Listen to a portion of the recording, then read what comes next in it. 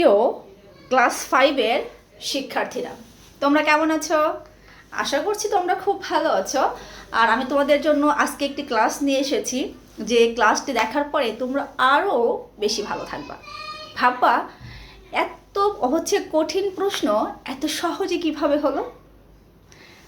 মানে তোমরা যখন পরীক্ষা দাও দেখবা প্রতিটি পরীক্ষায় একটি প্রশ্ন থাকে। প্রশ্নটি হচ্ছে, প্রশ্ন তৈরি করো। একটা প্যাসেজ দেয়া থাকে, সেই প্যাসেজের মধ্যে অনেকগুলো শব্দ দেওয়া থাকে, যে শব্দগুলো থেকে তোমাদের প্রশ্ন তৈরি করতে হয়।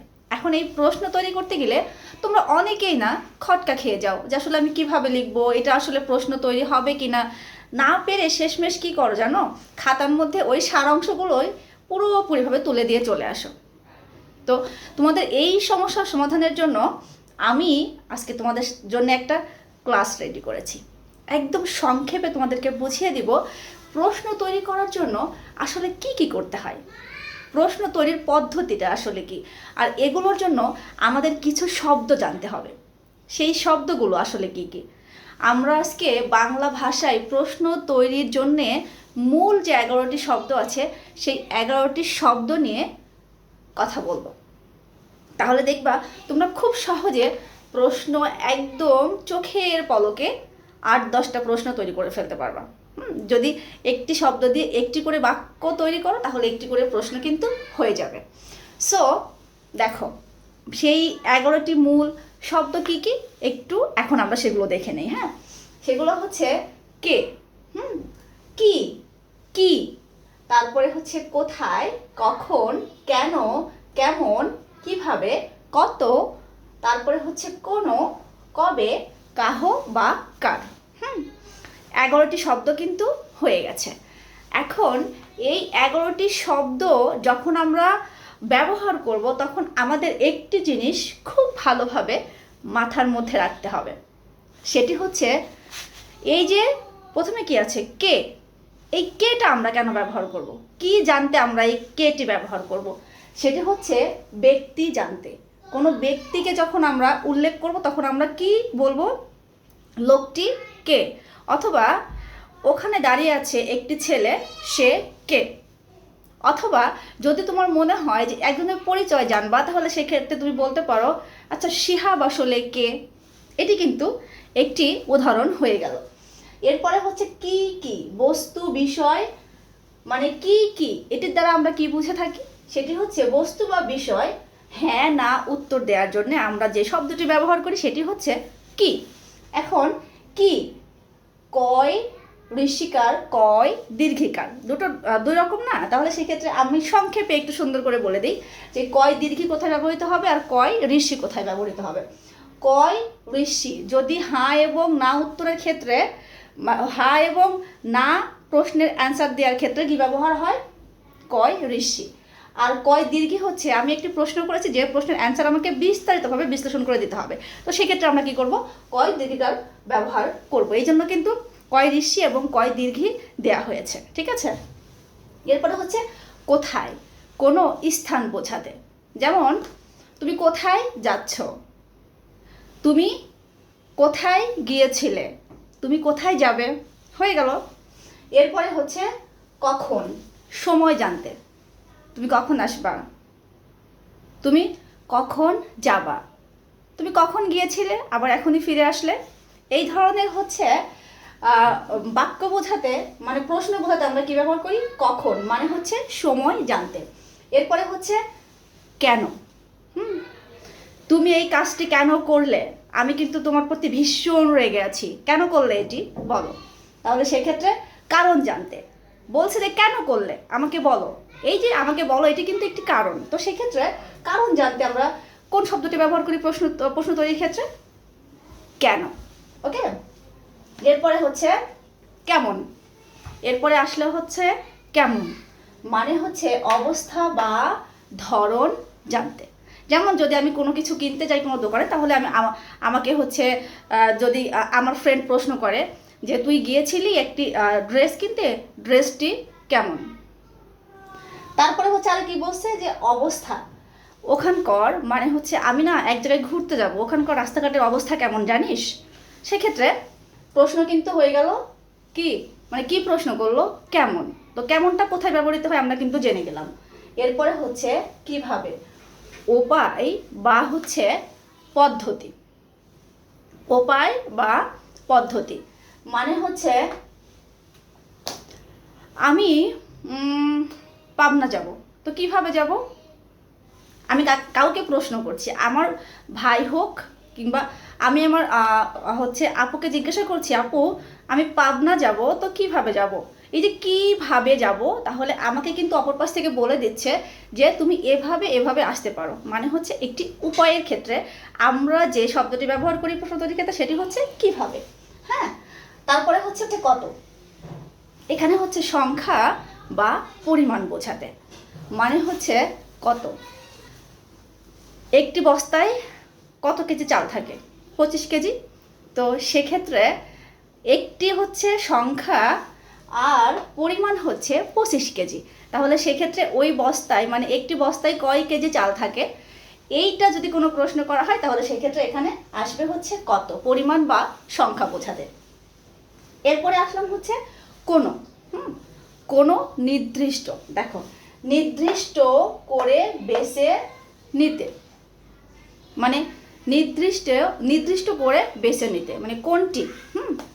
যেমন ধরো আমি বলছি এখানে অনেকগুলো ড্রেস আছে, তুমি কোনটি নিবে। মানে হচ্ছে আমি তো সবগুলো নিব না, বাট আমি নির্দিষ্ট করে বলতে পারি যে আমি এইটা নিব, এইটা নিব, এইটা নিব। এই যে হচ্ছে বাক্যটা বললাম যে একটি শপে অনেকগুলো ড্রেস থাকে, তুমি সেখান থেকে কয়টি নিবে। ঠিক আছে, নির্দিষ্ট মানে হচ্ছে নির্দিষ্ট করে কোনো কিছু বেছে নেয়া। এরপরে হচ্ছে কবে। এরপরে কবে, দিন বা তারিখ। কবে কবে যদি হয় তাহলে সেক্ষেত্রে এখানে আমরা কি বুঝবো, দিন বা তারিখ। হ্যাঁ, যেমন দেখো দিন বা তারিখের ক্ষেত্রে আমরা কি বলতে পারি,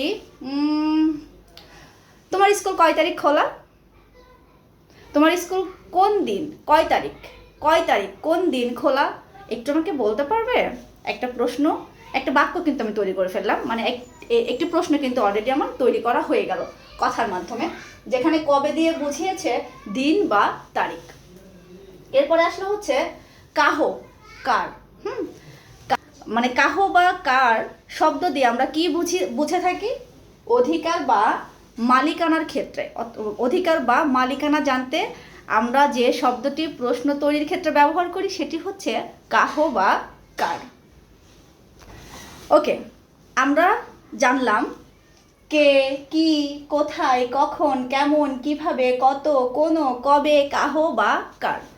এখন প্রশ্ন থাকতেই পারে যে হচ্ছে এই শব্দগুলো দিয়েই কি শুধু হচ্ছে প্রশ্ন মানে প্রশ্ন তৈরির ক্ষেত্রে শুধু কি এই শব্দগুলোই ব্যবহার করা হয়, না, তার সাথে হচ্ছে শাখা প্রশাখা থাকবে না তা তো হবে না। যখন একটি গাছ থাকে তখন গোড়া থেকে শিকড়ের পরে মাথায় কিন্তু ডালপালা পাতা এগুলো থাকে। তো সেক্ষেত্রে শব্দের ক্ষেত্রেও কিন্তু মাস্ট বি এগুলো থাকবেই। শব্দ যেখান থেকে উৎপত্তি হবে সেখানে শাখা প্রশাখা ডালপালা এক কথায় এগুলো কিন্তু থাকবেই। ঠিক তেমনইভাবে বিভক্তি শব্দ মানে বিভক্তিযুক্ত কিছু শব্দ আছে, মানে হচ্ছে এই যে মূল যে শব্দগুলো সেই শব্দগুলো থেকে বিভক্তিযুক্ত কিছু শব্দ কিন্তু আছে প্রশ্ন তৈরির ক্ষেত্রে, সেগুলো আমাদেরকে জানতে হবে না, মাস্ট বি জানতে হবে। হ্যাঁ, তো সেগুলো এখন দেখি আমরা। হ্যাঁ, কে থেকে আমরা কি কি নিয়েছি, কারা, কাকে, কাদের, কার, দ্বারা। কোন, কোনটি, কতগুলো, কোনটিকে। এরপরে হচ্ছে কোনটায়। এরপরে হচ্ছে কত থেকে আমরা কি নিয়েছি, কত, কতগুলো, কয়টি, কয়জন, কততম। এইগুলো হচ্ছে কোথা থেকে আমরা নিয়েছি, কত থেকে। মানে হচ্ছে সংখ্যা বা পরিমাণ বোঝাতে আমরা যে শব্দটি ব্যবহার করি প্রশ্ন তৈরির ক্ষেত্রে সেটি হচ্ছে কত। এরপরে হচ্ছে কি, কিসের জন্য, কি কি। তাহলে কি বোঝা গেল। আচ্ছা, এইবার চলো আমরা একটি কাজ করি, সেটি হচ্ছে আমরা প্রত্যেকটি মূল শব্দ দিয়ে একটি করে প্রশ্নবোধক বাক্য তৈরি করব। ঠিক আছে, ওকে, চলে আসো। আচ্ছা, আমরা এবার লিখে ফেলি কে। হ্যাঁ,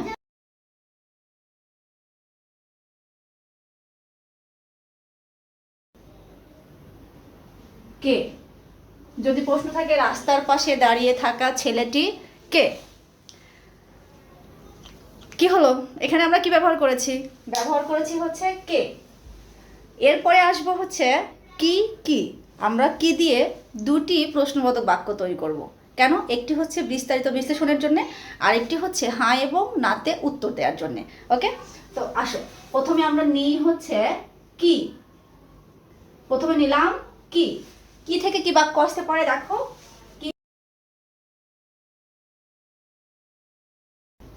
তুমি কি আজ স্কুলে যাবে? এটি কি বলেছি? এখানে আমরা হ্যাঁ এবং এখানে কিন্তু হ্যাঁ এবং নাতে কি করতে পারি? অ্যান্সার করতে পারি। যেমন ধরো উত্তর আমরা কি লিখতে পারি? উত্তর আমরা লিখতে পারি হ্যাঁ অথবা না। হ্যাঁ অথবা নাতে কিন্তু আমরা অ্যান্সার করতে পারি, ঠিক না? এখন এরপরে দিব হচ্ছে কয় ঋষিকার। কয় দীর্ঘিকার নিলাম, ঠিক আছে? কয় দীর্ঘিকার থেকে আমরা কি বাক্য তৈরি করতে পারি দেখো। তোমার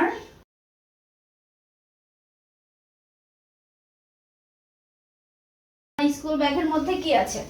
এখানে কি আমি হ্যাঁ এবং নাতে উত্তর দিতে পারবো না। এখানে কিন্তু আমাকে বিস্তারিত বিশ্লেষণ করতে হবে। যেমন ধরো স্কুল ব্যাগের মধ্যে বই থাকতে পারে, পানির বোতল থাকতে পারে, টিফিন থাকতে পারে। তো সেক্ষেত্রে আমি কিন্তু এখানে হ্যাঁ এবং নাতে অ্যান্সার করতে পারছি না। তাহলে সেক্ষেত্রে আমি কি বললাম যে হচ্ছে আমার ব্যাগের মধ্যে বই আছে, পেন্সিল আছে, পেন আছে, তারপরে হচ্ছে পেপারস আছে, তারপরে হচ্ছে পানির বোতল আছে, এরপরে হচ্ছে আদার্স আরও কিছু থাকতে পারে। এরপরে আসবো কি নিয়ে? এরপরে আসবো হচ্ছে কোথায়। এরপরে আসবো কোথায়। এরপরে আসলাম হচ্ছে কোথায়। হ্যাঁ, কোথায় থেকে আমরা কি নিতে পারি? কোথায় থেকে আমরা নিব কি? আরেকটি বাক্য লিখবো না? তো সেক্ষেত্রে আমরা কি লিখতে পারি বলো তো?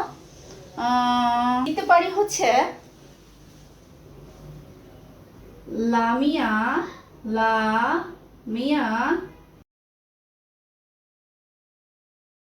লামিয়া তুমি কোথায় গিয়েছিলে? এখানে আমরা কি বুঝিয়েছি? কোথায়টা কি? যে হচ্ছে কোনো স্থান, মানে তুমি কোন জায়গায় গিয়েছিলে আমরা বলতে পারি না, বাট আমরা বলতে পারি তুমি কোথায় গিয়েছিলে। কোনো জায়গা বা কোনো স্থানের নাম বোঝানোর ক্ষেত্রে আমরা কোথায় ব্যবহার করতে পারি একটি বাক্য। তারপর হচ্ছে কখন। এরপরে আসবো হচ্ছে কখন। এরপরে আসবো হচ্ছে কখন। কখন থেকে আমরা কি লিখতে পারি?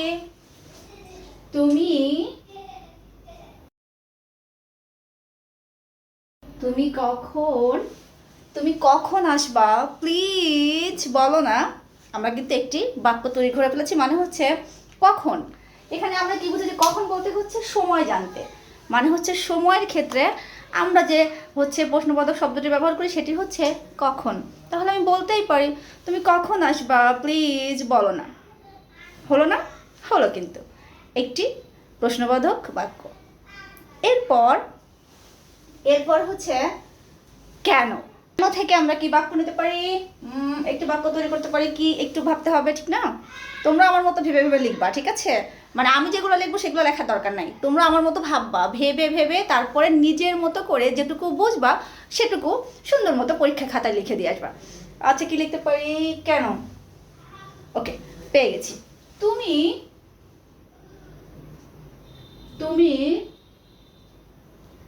কালকে কেন আসোনি? তুমি কালকে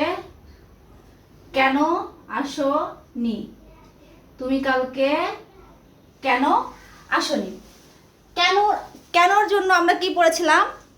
কারণ জানতে। মানে হচ্ছে তুমি আমাকে প্রশ্ন করলাম, আমি তাকে প্রশ্ন করলাম তুমি কালকে কেন আসোনি?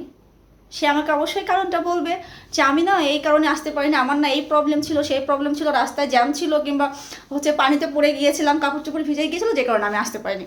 তাহলে একটি বাক্য কিন্তু আমরা তৈরি করে ফেললাম না খুব সহজে। এরপরে আসবো হচ্ছে কেমন। কেমনের ক্ষেত্রে আমরা কি পড়েছিলাম? অবস্থা বা ধরন জানতে। যেমন হচ্ছে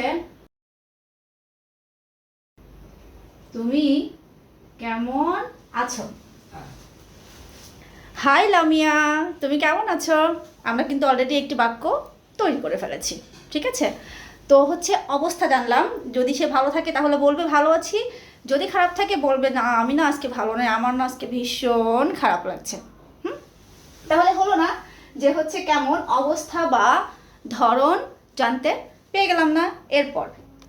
এরপর হচ্ছে কিভাবে। হ্যাঁ দেখো, এরপর লিখবো হচ্ছে কি ভাবে। কিভাবে থেকে আমরা কি নিতে পারি? হ্যাঁ, কিভাবে মানে হচ্ছে উপায় বা পদ্ধতি। এত দূর রাস্তা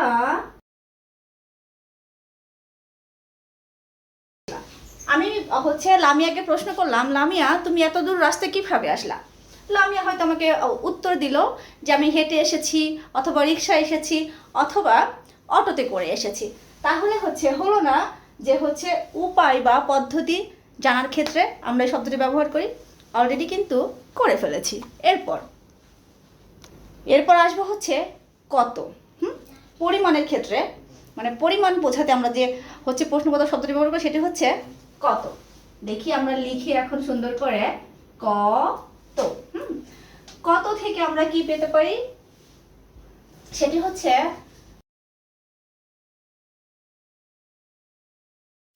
এই ড্রেসটির দাম কত। বুঝে গেলাম না? এই যে আমি একটি বাক্য তৈরি করে ফেলেছি, দোকানদার ভাই ওই ড্রেসটির অথবা এই ড্রেসটির দাম কত। হয়ে গেল না একটি বাক্য, খুব সহজে।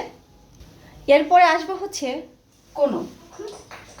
কোনো কি আসলাম? কোনো থেকে আমরা কি নিতে পারি? কোনো কোনো বলতে আমরা হচ্ছে কি বুঝিয়েছি, মানে কি বুঝেছি? কোনো কোনো বলতে হচ্ছে আমরা বুঝেছি যে নির্দিষ্ট কোনো কিছু বেছে নেয়া। তাহলে সেক্ষেত্রে এগুলোর মধ্যে নিবা। তুমি কোনটি নিবা? এখানে হচ্ছে আমি কিন্তু সবগুলো নিচ্ছি না, যে কোনো একটি নিচ্ছি। তাহলে সেক্ষেত্রে এখানে কিন্তু নির্দিষ্ট একটি কিন্তু আমি বেছে নিলাম, মানে একটি প্রশ্নবোধক বাক্য কিন্তু আমার তৈরি হয়ে গেল। মূল হচ্ছে তোমার শব্দটি কি ছিল? কোনো। হয়ে গেল না খুব সহজে? দেখো এরপর হচ্ছে কবে। এরপর কবে। হ্যাঁ, কবে থেকে আমরা কি নিতে পারি? কবে হচ্ছে মূল শব্দ প্রশ্ন তৈরির ক্ষেত্রে। তাহলে এখানে মানে এটা দ্বারা আমরা কি বুঝেছি বলতো? দিন বা তারিখ।